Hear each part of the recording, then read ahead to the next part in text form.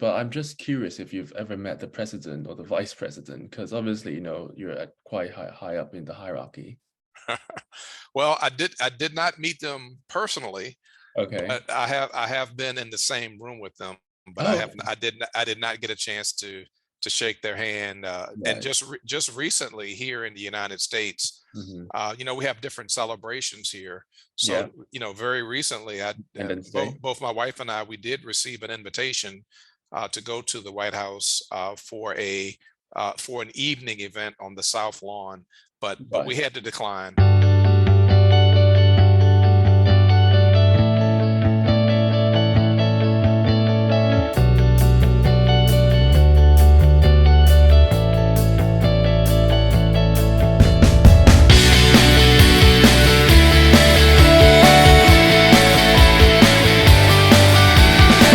So welcome to the Meaningful Jobs podcast, season 2. I'm your host, Adrian, and today I'm extremely honored to welcome Kevin Johnson, who is an entrepreneur of a company called the Johnson Leadership Group.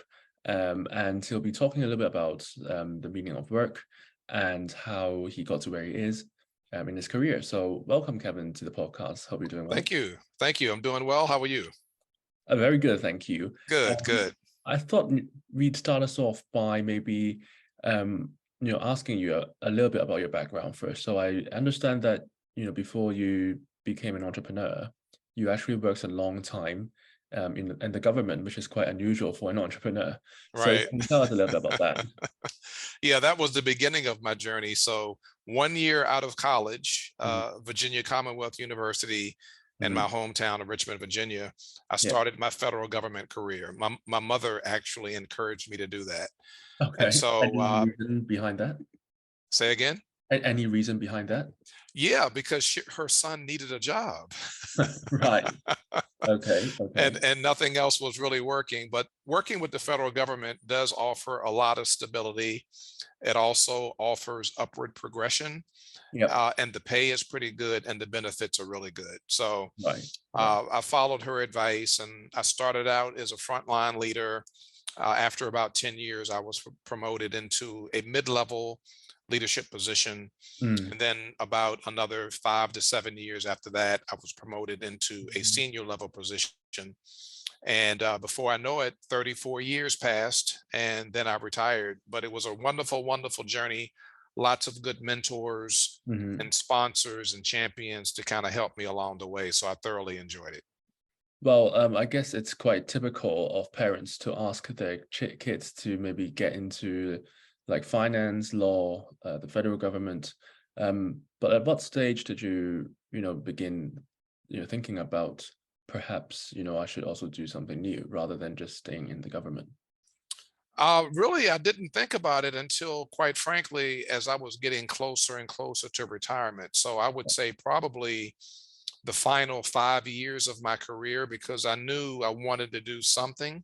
Hmm. I wasn't quite sure what it was, but it was my last position as chief of staff Right. at one of the large organizations where I was working that gave me insight into areas like human resources, Yeah. training, Mhm. excuse me, facilities and property, Mm. and a myriad of other areas that I was responsible for.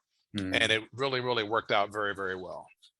Well, the chief of staff position is quite a high position, within any organization, let alone, the government.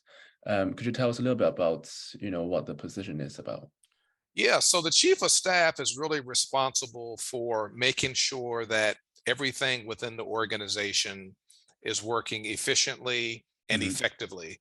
So Hmm. it's not just watching out for the staff, because that's Right. really where the term comes from, but everything that kind of helps the engine to stay well lubricated throughout each and every day, every week, and every month. So I would make sure that the property was taken care of, that Yeah. the facilities were conducive for good working environments, making sure that we were hiring the right people into the organization, getting them the tools and the resources and the training that they need to be the best they can be to succeed, Hmm. making sure that the boss has everything that he needs, and making sure that people really understand how to evaluate people's performance. So Right. being responsible for that, making sure everyone had the tools that they needed. So all of the automation, all of the information technology, Mhm. making sure that that worked. I also would oversee procurement and acquisition. So any of the contractors and vendors that we would hire Mhm. to deliver products and render services, I would be responsible for overseeing I that as see. well. So it was a pretty well-rounded type position where you had your hands and your eyes in and on just about everything to make Right. sure that the organization ran efficiently. So it was a lot of fun. I really enjoyed it. I lasted in that position for about 3 years. Right, right. I think staying in the same company for 34 years is quite unheard of nowadays. I Hmm. think a lot of, the young generation regards staying in the same position for like 4 or 5 years to be quite a long time nowadays. Right, right. Can you tell us a little bit about, if you've got any secrets to how you maintained, a sense of meaning, working for the government for such a long time? Yeah, well, remember now, it was a different era. Yeah, So the mindset in terms of how we approach work was much different. But here's right. what's unique about the federal government. Federal government is our nation's largest employer. Yeah, And if you take a look at the 15 or 16 different departments, and under the umbrella of every department are anywhere between maybe 8 to maybe 12 agencies. right, So you could move around to different agencies and different departments and still be able to maintain your continuity of government service. right, So, right. for example, I started out working with the Department of Defense. Yeah, And after about 10 years, I went over to the Department of Treasury. right, right. I stayed with them for 10 years, and then I came back home to the Department of Defense. Now, I switched agencies, Mm, but I'm still with the federal government. So mm, that's one of the many benefits that the federal government gives you, because you can move around as often as you like, but all of that service is continuous and it counts toward your retirement. right. So I always tell people, follow your goals, dreams, and aspirations. Mm. Do the things that you really like to do in your heart. And I had a chance to do that, but all under the umbrella of the federal government. So all of my service counted toward retirement. So I guess, there must have been some variety, in the role in the job functions or the roles that you were assigned to in different departments. But would you say, at any point during these 34 years, where there was a time point where you said, perhaps I should venture into like the private world, or what kept you, going for Yeah. a long time? Yeah, that's actually a good question. So very Mhm. briefly, I did. Yeah. Very briefly, I did make a move into the private space. I worked for two different companies, Okay. and for each company, I worked there for about a year and a half. Mm. And the bottom line is that I just didn't like it. Right. It was a different pace, different goals, different objectives, different mission. My coworkers had a different view. They saw the world through a different lens. And Right. so eventually, after about close to 4 years, I came back to the government, and I knew for a fact that I liked the government much better. Would you say it's because of stability? Because when you said, they view the world differently, Mhm. can you let us know, what exactly you mean by that? Yeah. So the bottom line is, and this is what I share with everybody, in the federal government space, our job is to comply with the executive orders that come from the President of the United States. Yeah.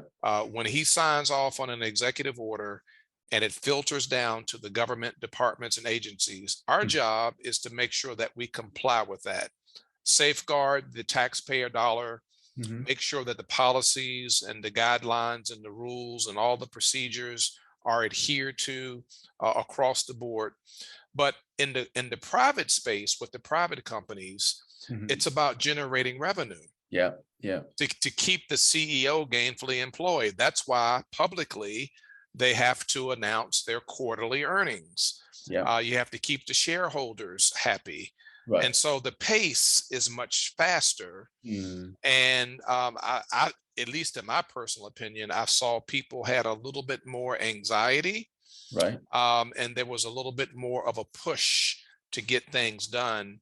Right. So Right. I wasn't very comfortable because I didn't come from an environment where it's all about generating revenue. I It's see. more about compliance to the executive orders that come out from the Mhm. president of the United States. So that's the big Right. difference. And so I tell people all the time, when you feel uncomfortable in that space, it's okay to make a change. And that's what I did. I came back to the government, and of course, the rest is history because I Yeah. ended up staying for 34 years. This might be a bit unrelated, but I'm just curious if you've ever met the president or the vice president, because obviously, you're at quite high up in the hierarchy. Well, I did not meet them personally, Okay. but I have been in the same room with them, but Oh, I did not get a chance to shake their hand. And right. just recently here in the United States, Hmm. we have different celebrations here. Yeah. So very recently, Independence Day. both my wife and I, we did receive an invitation to go to the White House for an evening event on the South Lawn.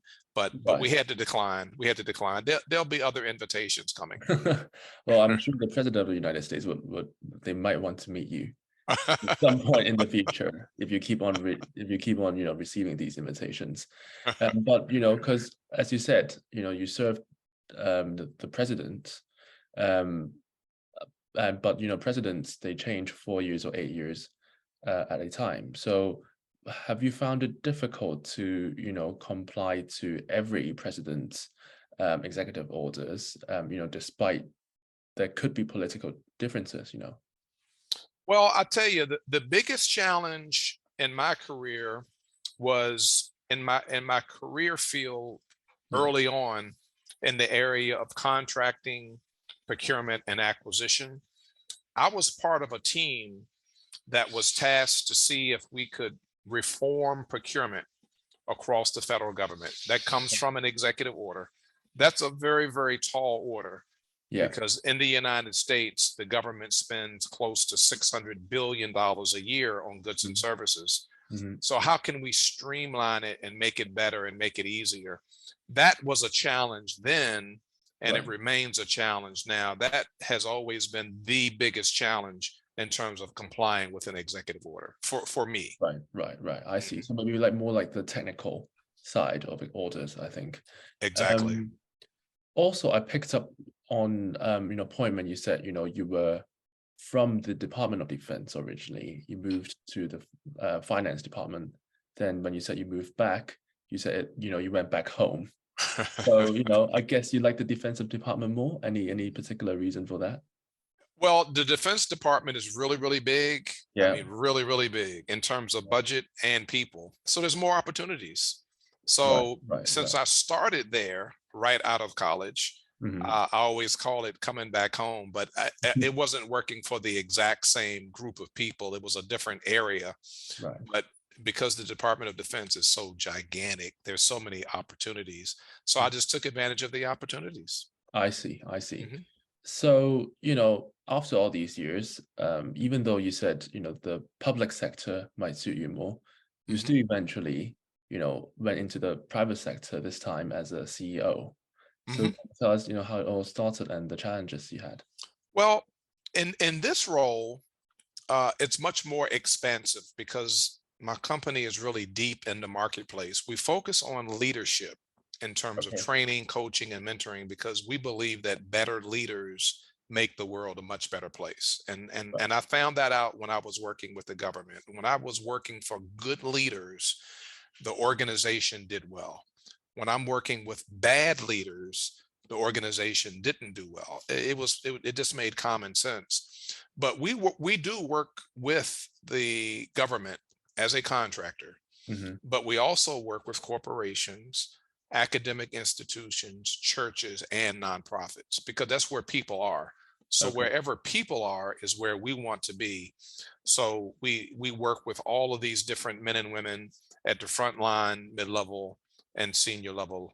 So I have a lot of contact with government, federal government, city government, state government, and county government as well. I've worked with them all. And Right. that's what really makes it so enjoyable. So you started, the Johnson Leadership Group. Hmm. I understand you're an organization consultant involves Hmm. mainly leadership and some Correct. areas. Yeah, can you tell us a little bit about like your business?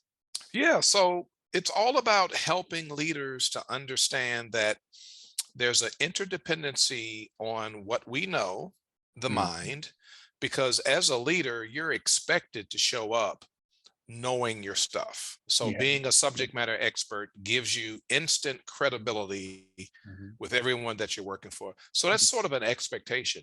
But mhm, where leaders miss it, not all, but many leaders miss it, is mhm. what's in the heart.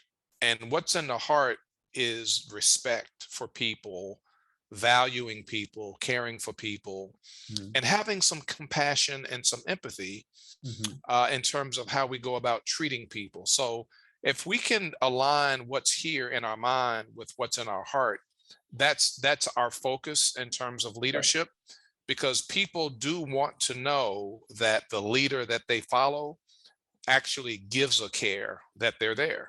That's Yeah. just part of human behavior. So that's really what we focus on in terms of how we coach and mentor and train.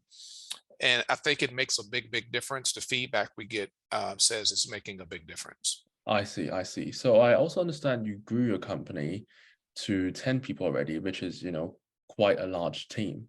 Mhm. Can you tell us a little bit about like your journey from, I guess I assumed you started by yourself and you grew to 10 Mhm. people?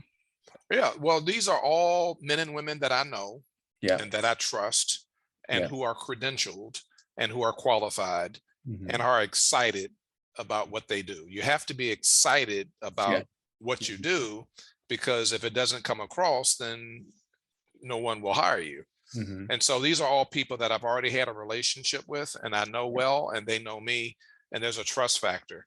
So depending on who we're working with, when I need to place them on any given project or assignment, Yeah. I just need to reach out to them to make sure that their calendar will permit that. But it's always good to have a team of people, because you never know what opportunity might present itself.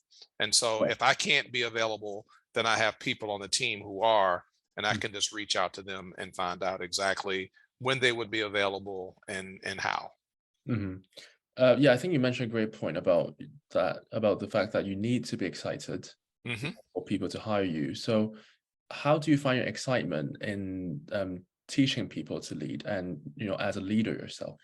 Yeah, I put myself in their shoes. I Right. mean, Right. I've experienced it. Hmm. I've observed it. I Hmm. understand it. And I recognize that it's very important, because I really do firmly believe, and it's part of our culture, Yeah. that better leaders help to make the world a better place, because they understand that you're not just dealing with a worker, but Yeah. you're dealing with people. Mm, People have feelings, they have concerns, they have issues, and a lot of this shows up in the workplace. mhm. But if a leader can have a conversation with someone and get to know them a little bit better, it'll help them to open up and maybe talk about what some of these things are that concerns them. And Right. that's very important. So that's why we're so focused on it. Mm, And the other reason that I'm excited is because I have tried a lot of the principles that we teach, and right. I see that they work. So I that's see. what makes me excited. So, you did mention that you had a brief spell when you weren't in the government. Do you have any advice for people who are currently perhaps thinking of changing jobs or thinking of which career they should go for? How should they make this judgment? Yeah, I would say, first of all, follow your heart. If your Okay. heart is saying you need to make a change, then follow your heart, because your heart definitely knows. That's instinctive. But do some research on the different organizations or companies that you're thinking about joining. And when I say research, something as simple as just going to the website, getting to know their mission and vision, take a look at the leadership team, see if maybe you already know someone, or Mhm, see if somebody in your network might know of someone at that mhm. particular company, and ask those questions, because you would just want to make sure that you're going to the right place as a result of following your heart, Mm, is what I always recommend. And then last but not least, if you get that interview, mhm. remember the interview is more than just them checking you out to see if they want to hire you, but Mm, you in the interview are determining if this is a place where you want to go and work. Right. So an interview is always a two-way street. A lot of people tend to think, well, it's just me before them, and they're trying to figure out if they want to hire me, but it should be both. You Hmm. should be determining whether you want to go work with them. And so if Hmm. you follow those three steps, more times than not, you'll end up in the right place. So, you mentioned, three words, follow your heart, which is, I guess, what a lot of people say. Mhm. But I can, challenge you a little bit on that. How do you know if what you're following is right or wrong? Or could you actually make could you make a judgment of that? Yeah, generally speaking, most people know when it feels right. Mm, And it's just based on their ability to know it. And mm, that's what I mean when I say follow your heart. right. There have been many instances where something looks really good, Hmm. but my heart is saying, up, don't do it, don't Right. do it. And Right. then later on down the road, it kind of reveals that that was a good decision. Sorry, It's, can you point your finger to how you had this, feeling? yeah, there was something about what the employer was telling me Mm, that didn't quite sound right. right. Let me give you a recent example without giving any names. Yeah. I was offered a recent opportunity to do some really good work with a high profile person, and but their budget would not allow what I felt would be the proper compensation. Okay. So there's a fine line between wanting to handle the responsibility and then having the visibility to go with it, but all that you have to give up. This would not be a Monday through Friday job. Hmm. Weekends would be involved. Wow. And when you take a look at what their budget was in terms of compensation versus what I know would take to be effective and efficient, as good as it looks, and trust me, it looks really good. In my heart, I said, no, no, because it's gonna require a lot in terms of family sacrifice, Right. giving up free time, Mm, weekends not really being mine, etc. And it's just not something that I want to pursue at mm, this time. If mm, if things change, I'm open to conversation. But mm, you kind of know in your heart mm. not to pursue it at this particular time. And people generally know that. And if your heart is telling you that, listen, definitely listen. Right. I think, spending enough time with the family, obviously the most important thing, but it's also something that a lot of people tend to overlook. So, like in your, based on your experience, how do you draw a line between work commitments and family commitments? Well, I can share with you what I did. So the higher up in an organization you go, Yeah. as I was moving from mid-level leader to senior level leader, Mm, I had to be aware of the increase in responsibility and mhm. visibility as you go higher.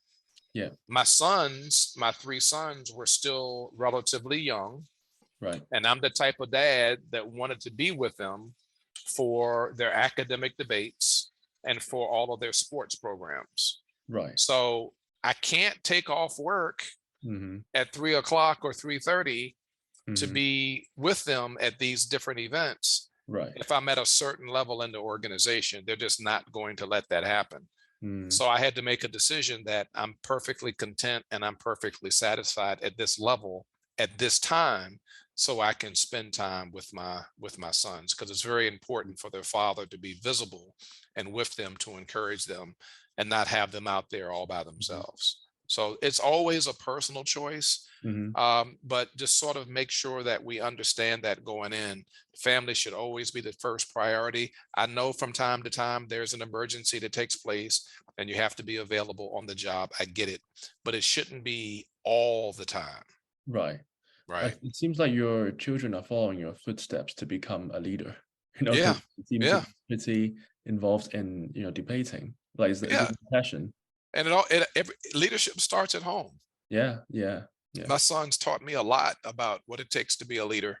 Mhm. And then it transitions out into the community and into the marketplace. My middle son was on the academic debate team when he Mhm. was in middle school, and he has since gone on. He was an honor student and a graduate and undergraduate, and then recently he just earned his master's degree Oh, back in the month right. of May. So this is the same one that I was always there with him. Mhm. Then the other two were pretty gifted in athletics, so they were on the athletic field doing some very interesting things as well. But Right. I've just always felt that my job as the father Mhm. is to be present. So, lastly, just before we end, do you have any particular advice for people who'd like to follow their hearts to maybe venture out into a new adventure, but don't have, the money or like the, willpower or circumstances to follow through?